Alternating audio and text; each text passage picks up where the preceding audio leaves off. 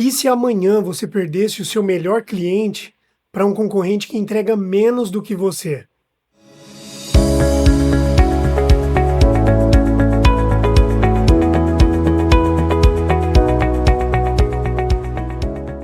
Sejam muito bem-vindos ao Conversa com o Internacionalista e para quem não me conhece, eu sou Nilo Scandaroli, mentor em competitividade empresarial. Mas sobre essa chamada que eu trouxe para vocês antes da vinheta, imagina mesmo acordar amanhã e saber que você perdeu o seu melhor cliente, que muitas vezes é o maior sustento de grande parte das empresas, que contam com um único ou dois clientes muito grandes, para um concorrente que você sabe que entrega menos do que você. Não tem melhor produto, melhor serviço, não tem melhor preço, mas mesmo assim ele ficou e você saiu da jogada. Isso é muito comum de acontecer. Talvez já tenha acontecido com você ou você conheça alguém que já passou por um processo semelhante. Mas mais uma vez eu vou bater na tecla da competitividade, porque ela não é só a autopercepção ou a sensação de que a sua empresa é boa. Na verdade, a competitividade é um trabalho interno organizado em diversos eixos que vão resultar nisso que eu chamo de competitividade como um todo. Então, gestão, riscos, processos, fluxos,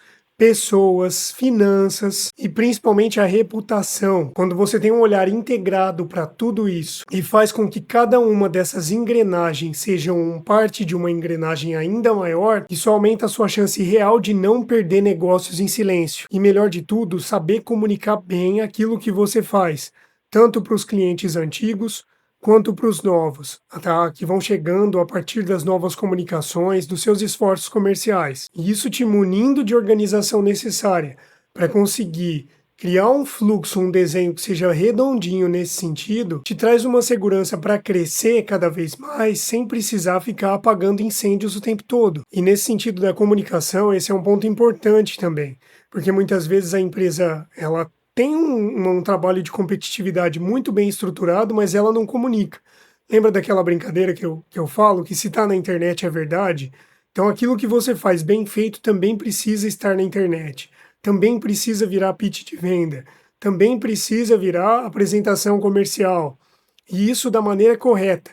É saber trabalhar e costurar essas informações que são verdade, que realmente condizem com a realidade dentro da sua empresa, para serem levados para o mercado como um todo. Então também tem um jeito correto de saber como fazer comunicação, de trazer os insumos necessários para comunicar isso, num sentido de construir cada vez mais uma reputação em cima da conformidade. Porque nessa hora, o cliente deixa de te pedir desconto, ou então ele pode até pedir, mas você tem um argumento muito plausível de quebra de objeção.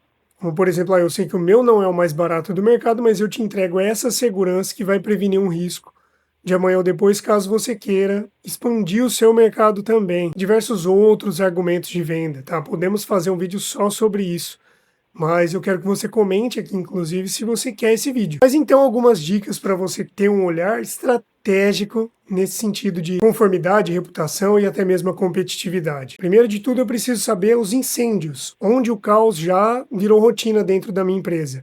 Anotar. E anotar com honestidade, tá? Porque não adianta nada eu ficar tentando tapar o sol com a peneira ali, dentro de um problema que pode se transformar numa bola de neve, do que de fato enfrentar o meu orgulho, o meu ego e olhar para aquilo que precisa ser olhado agora. Segundo ponto, a estrutura. Os processos dentro da sua empresa, eles existem de verdade ou só na sua cabeça? Ou então na cabeça de algumas pessoas ali dentro?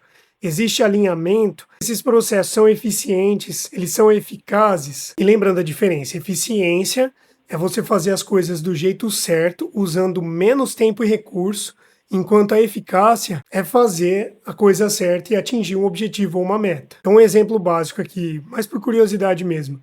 A equipe de vendas bateu a meta do mês, eficaz, mas fez isso economizando recursos e tempo, eficiente. Então, quando eu trago essas duas palavras para os processos e para a estrutura que você tem, é importante saber se isso não é um problema a mais. Eu sei que é muito comum, conforme a empresa vai crescendo, ela vai tendo acesso a algumas ferramentas de querer trazer tudo, mas é sempre lembrar, essa ferramenta facilita a vida de quem está trabalhando aqui ou ela dificulta? Porque senão o que pode acontecer? Ao invés de fazer o trabalho, a pessoa que trabalha com você vai ter que ficar preenchendo planilha. Só planilha, planilha, planilha o tempo todo, e não é isso que nós queremos. Tem uma planilha? Beleza, mas ela cumpre com a função que é esperada dela? Então, excelente. Mas se para tudo se tem uma planilha e o objetivo final é confundido com a própria planilha, a gente tem um problema de estrutura. Tá? Isso acontece com muita empresa. Muita empresa, assim, num nível absurdo. Terceiro ponto, reputação. Como clientes, bancos, fornecedores, parceiros, stakeholders, sua equipe, o seu concorrente, como todas essas pessoas te enxergam hoje? Porque esse é um ponto importante.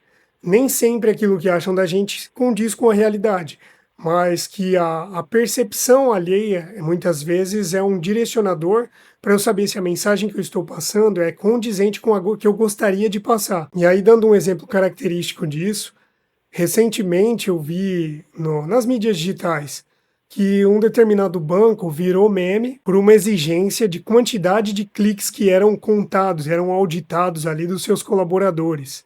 Então, olha só, essa é uma percepção que se desenvolve no mercado, que muitas vezes foge do nosso controle, mas que é algo importante para que esse banco ou até mesmo a sua empresa, nesse exercício que você venha desenvolver, saiba exatamente o que fazer para comunicar de forma correta, para atingir aquela reputação que você espera.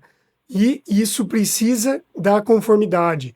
Não tem como, eu quero que me enxerguem como uma empresa sustentável, se eu não consigo provar que eu faço na prática sustentabilidade, ou que eu sou uma empresa confiável, tá? Para não ficar usando sempre o exemplo só da sustentabilidade.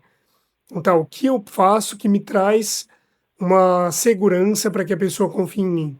Isso é importante. E por último, para cada eixo que você avaliar, é você dar uma nota sincera, de 0 a 5. E aí, dando essa nota, qual seria o seu ponto mais forte, o seu ponto neutro e o seu ponto fraco? E o que você pode fazer a partir daí? Porque quando você faz tudo isso, a sua empresa deixa de disputar pelo preço e passa a disputar por posição, por reputação, por confiabilidade. Você consegue acesso a mesas que até então você não sentaria. Você desenvolve confiança, autoridade e principalmente previsibilidade. Isso, a organização te traz essa possibilidade de enxergar o caminho para ajustar a rota sempre com tempo hábil, para não precisar ficar apagando incêndio o tempo todo. E é assim que você sai do somos bons, mas invisíveis, para ser de fato uma referência no seu setor. E mais uma vez, ressaltando que se você quiser acesso ao painel de competitividade para ter uma visão integrada de tudo isso através de um diagnóstico, enxergar quais os seus pontos mais fracos e o que você precisa fazer a partir de agora para os próximos 3 meses para corrigir esses pontos, é só você clicar no link aqui embaixo para ter acesso ao seu painel. Fiquem à vontade para entrar em contato comigo, deixem as suas dúvidas, se inscrevam, ativem o sino para ativar as notificações, deixem seus comentários, envia para aquele amigo ou amiga que precisa dessa mensagem. Para fechar, você prefere aprender agora ou depois que virá problema? Muito obrigado, pessoal. Até o próximo vídeo.